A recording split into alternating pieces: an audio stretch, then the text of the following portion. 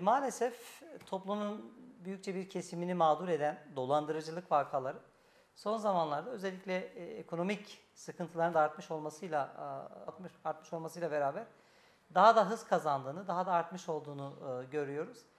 Ve üzülerek söylüyorum, kolluk kuvvetlerinin, savcılıkların dolandırıcılık faaliyetlerine karşı mücadelesi çetinleştikçe, arttıkça dolandırıcıların da kullanmış oldukları yöntem ve yolların komplikeleştiğini, daha profesyonelleştiklerini görebiliyoruz. Ve son zamanlarda maalesef daha çok avukatlara dadandılar. En son hedef kitleleri avukatlar oldu. Bunun tabii birçok sebebi var. En büyük sebeplerinden bir tanesi avukatların bilgilerinin genelde internetten erişilebilir olmasıdır. Hemen hemen her avukat arkadaşın bir web sitesi oluyor. Web sitesi olmazsa bile yine bağlı bulundukları baroların baro levhaları üzerinden kötü niyetli kişiler, dolandırıcı diye tabir ettiğimiz şahıslar avukat arkadaşların bilgilerine de erişebiliyor. Ve akabinde ya avukat arkadaşlarla konuşmak suretiyle bir takım menfaatler elde etmeye çalışıyorlar. Ya da avukatların bilgilerini kullanıp normal vatandaşları mağdur etmeye çalışmaktadırlar. Bizim başımıza gelen tipik bir olay oldu. Şöyle ki 09.05.2022 tarihinde bir şahıs bizi yine bilgilerimizi, telefon numaramızı sitemizden almak suretiyle bizi aradı ve danışmanlık hizmeti aldığını söyledi.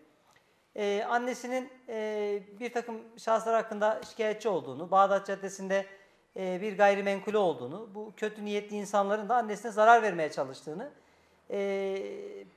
annesi için koruma kararı alması gerektiğini söyledi.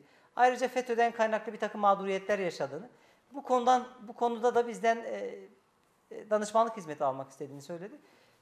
Doğal olarak biz avukatlık kanunu uyarınca kendisinden bir danışmanlık hizmeti talep ettik. Akabinde vermiş olduğumuz hesap numarasına, IBAN'a da danışmanlık ücretini yatırdı. Buraya kadar aslında her şey normal görünüyor. Ancak sonradan fark ettik ki bizimle konuşan kişi erkek bir şahıs, ancak para bayan bir şahsın IBAN'ından gelmiş. Ve sonrasında görüşemedi kendisiyle, iletişimi bir anda kopardı. Israrla aramamıza rağmen yine cevap vermedi. En sonunda bizi de dolandırmak istediğini belirtir mahiyette bir takım mesajlar attı. İşte kayıtlarınıza ulaştık, ses kaydınızı da aldık, bilgileriniz de bizde. Bunları kullanacağız demek suretiyle bizi de tehdit etmeye çalıştı. Tabii biz buna prim vermedik. Hemen Cumhuriyet Başsavcılığı nezdinde suç duyurusunda bulunduk. Bu noktada sadece mağdurlar maalesef vatandaşlar değil, biz avukatlar da olabiliyoruz. Yani şahsen biz bu yaşadığımız elim olaydan şu çıkarımda bulunduk. Mümkün mertebe yüz yüze gelmeden danışmanlık hizmeti verilmemesi gerektiğini öğrendik. Bir de normal vatandaş olsun, avukat arkadaş olsun veya herhangi bir mesleğe mensup bu tür tehditlere, hakaretlere, dolandırıcıların eylemlerine prim vermemek gerekiyor.